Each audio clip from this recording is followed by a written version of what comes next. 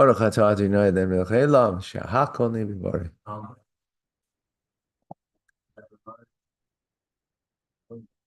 Amen. L'chaim, l'chaim, everybody, l'chaim. L'chaim v'bracha. Good tavach. Shavua tov. Good new week. Welcome. So we continue the mimer of Ach Begorel, said in 1975. Parshas Pinchas. Let's review the what we had spoken earlier or last class. I found it very powerful. So that's from a few classes ago.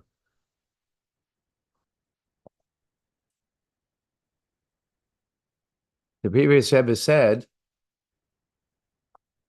that only our bodies go into exile, but not our souls. So we need to understand what that means.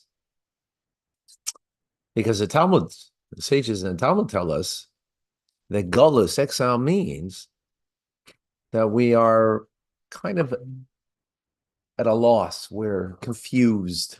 That's what Golus means, a confusion. Right?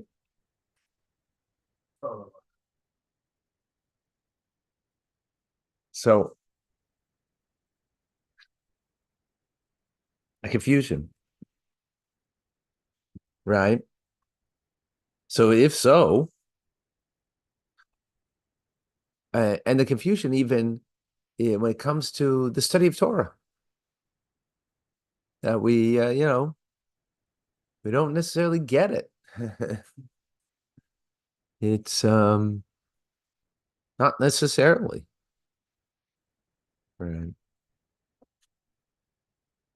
So that means Golus is affecting our neshama.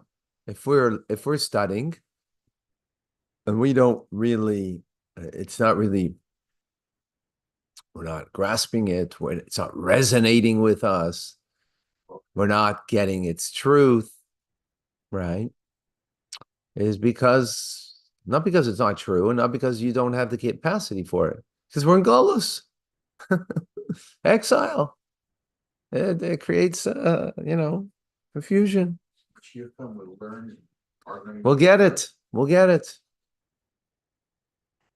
So he says, okay, but that doesn't mean that your neshama is necessarily affected by it. Yes, your body is one thing, but yours, right? So again, as the previous Rebbe said, our body went into exile, but not our soul. In other words, we have a choice there. Okay. One of the explanations is that we know that the Jewish people in the desert, 40 years in the desert, they journeyed al pi Hashem, according to God, right? When the clouds moved up and started to move, okay, they got the camp together and started to move. They knew that's a message from on high, right? So what does that mean?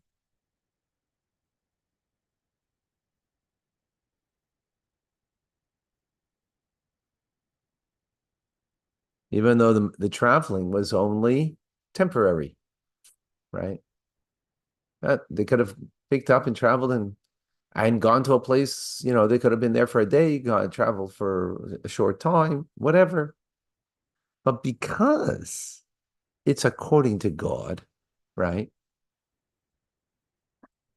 Therefore, even the temporary travel or the temporary encampment is permanent. It's permanent, right? Permanent in the sense, not in a physical sense, but in a soulful sense, it's permanent. Because you are exactly where you're supposed to be, right? So in that moment, you are exactly where you're supposed to be. That's permanent. for that moment, for that time. It's a sense of permanence, right? Not in a physical sense, but in a soulful sense it is. Is that clear? Yeah? Yeah? At least that's clear. Liba, Koi, Tim, Serach, is that clear? And Andrew, Vida. Yeah, okay. I'm seeing clarity.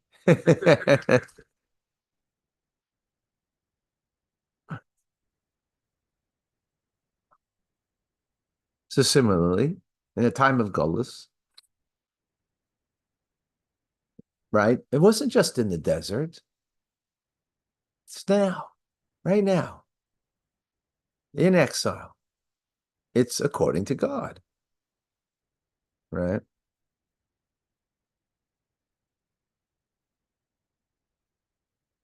Therefore, what actually gives permanence to any moment is, from God's perspective, is He brought you where you are, right? You are where you are. That's according to Hashem. How do we bring permanence to that?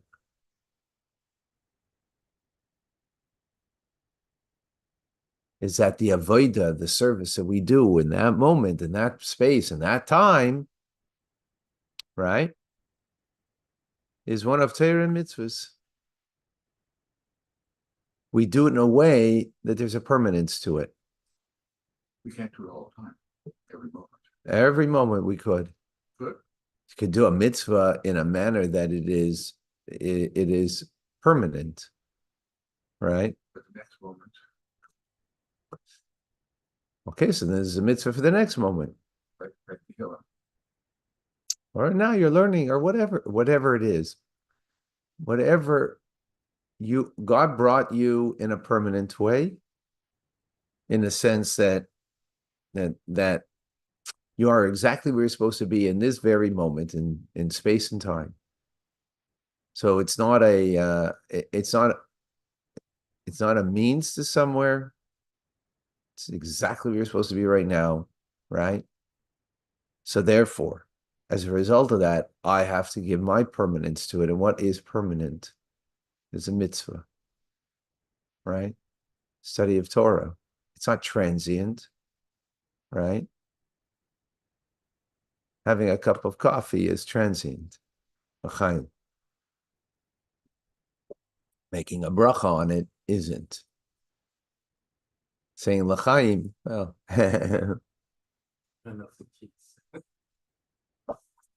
right? Now, this idea that sounds a bit wow is something that is not a decree from heaven. It's something that we can understand with our minds, right?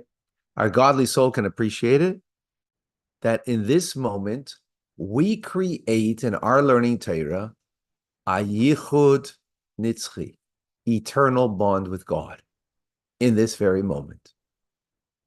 You get that, right? Not only do you get that with your godly soul, but we can explain it to our animal soul, right? That the coffee itself is not an eternal connection to God. When you make the bracha on the coffee, you create an eternal connection to God, right? You're creating and the animal soul. It's not about feelings here. It's about an awareness, right? The feelings are probably not that truth, because that's coming from the body, probably not from for who we are, at least, right?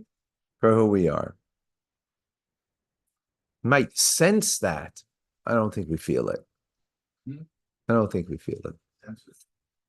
Right. We sense it. Right. So this idea our animal soul can also appreciate it, that it too is bound up with a perfect unity with God in the moment of the mitzvah, in the moment of the study of Torah. Our animal soul can appreciate that, right?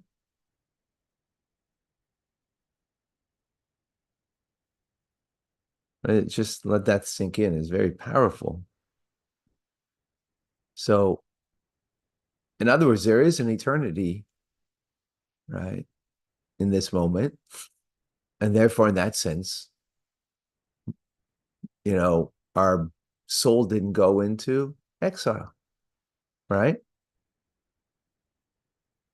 Exile means that you're under control by something outside of you, right? That's exile.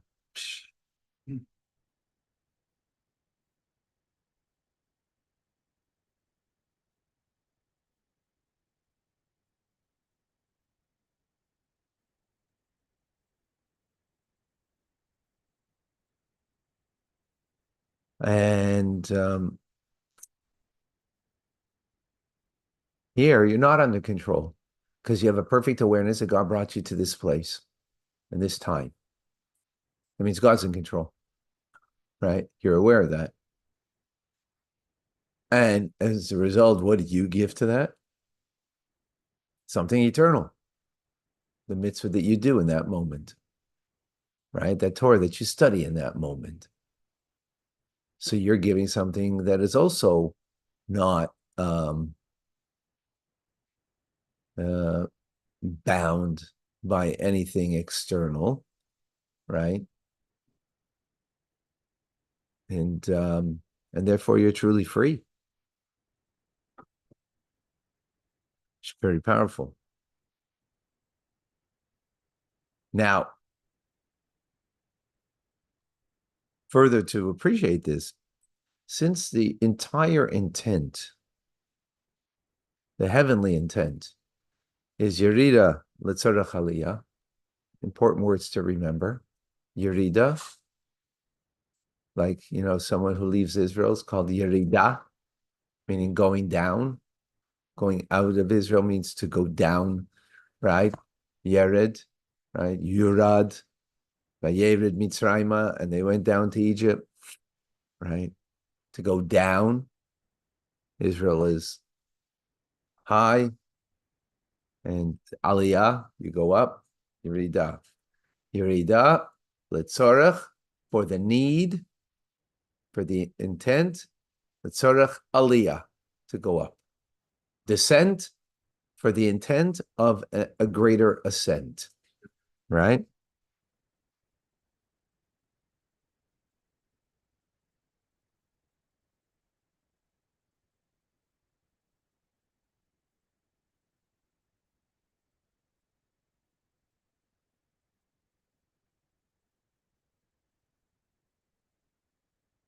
Now,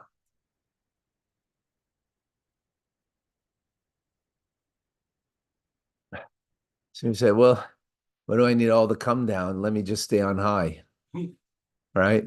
Like, what do I need to come down in a descent in order to have a greater ascent? Okay, let me just stay in the ascent. What do we need Gullus? What do we need the exile for? Like, So he says, no, this is God's ultimate greatest goodness. God is good, complete goodness, right? Nothing but good. So we understand, therefore, if God is only but good, so therefore, the fact that he chooses that there should be a yarida, there should be a come down, a descent. This is the only way that you can then come to a greater ascent. In other words, if we didn't have the trials and tribulations, we didn't have the darkness, right? Then black would not be beautiful. Right? It wouldn't be. So the darkness is the Golus, which is the Yerida, is God's ultimate goodness, Well, right? That we can come to a greater, because otherwise it wouldn't happen.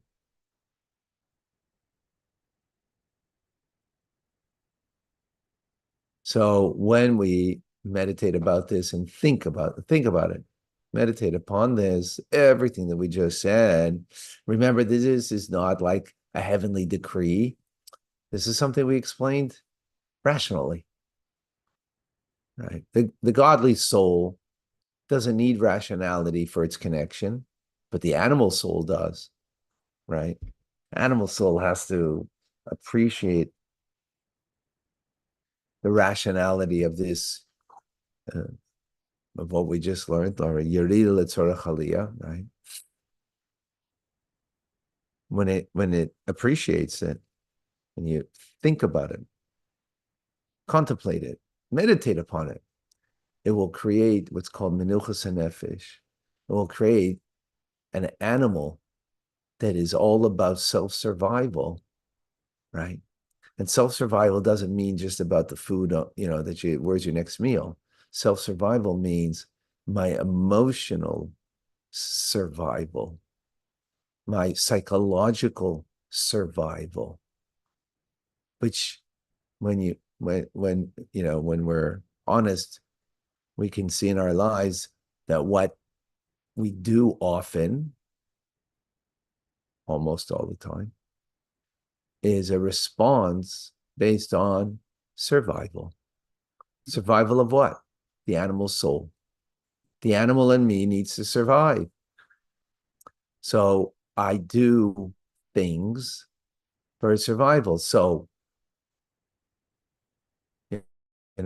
someone said something to me that compromised my survival. In other words, maybe after all, I'm not so good. Maybe after all, I'm not so worthy. So now, that's, you're afraid that might be the truth. And therefore, for survival, you got to talk yourself into how great you are, or how, awful that person was and what they said. Why are you doing that? Survival. That's the animal soul. That is not the menuchas nefesh. That is not calm.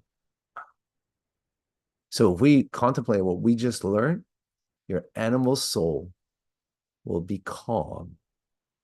It will not need to respond based on its survival. We could spend a long bringing on this, and we should. This Shabbos, we should. This past Shabbos, I don't know, I should have. Right? Do you get that? In other words, so what comes out of this is not only that the godly soul is not in exile, right? Which, okay, I mean, but also the animal soul is not in exile because it doesn't need to survive. I don't need to respond. I don't need to, go do something to make me feel good because I'm not feeling good, because whatever negative thought came to me, whatever negative thing that was said to me, or whatever, we think in our minds about ourselves that may be negative, right? No, I meditate upon that God brought me to this moment. So it's all him bringing me to this moment, this time, this space. And what's there for me is to connect to him in this time and space. Period. Not to be disconnected, not to feel, oh my gosh, what am I doing here? Oh, that person, this situation. Compromised, right? What happens? My animal soul needs to survive. And I'm going to be in survival mode. There will not be a calmness. But when we meditate upon what we just learned, then we'll bring a calmness to the animal soul. It doesn't need to survive. So you can even hear something negative about yourself. And you can accept whatever you need to accept from it. You can even be in a situation that you might not be so comfortable, but you're going to be comfortable because it won't be a situation that you, right? You'll be able to handle, right? Because why? God brought you there. So it's meant for me to deal with. Okay, I'm going to deal with it. Not from survival, from connection. That's what I'm going to do. Animal soul can appreciate this. And therefore, I brought to a place of compromise. God brought me there. It's a Yerida. It's coming down. So I can go up to a greater place. I can go up to a greater place. That's a way to live. Got it? Got it? Liba. Okay. Amazing. Thank you.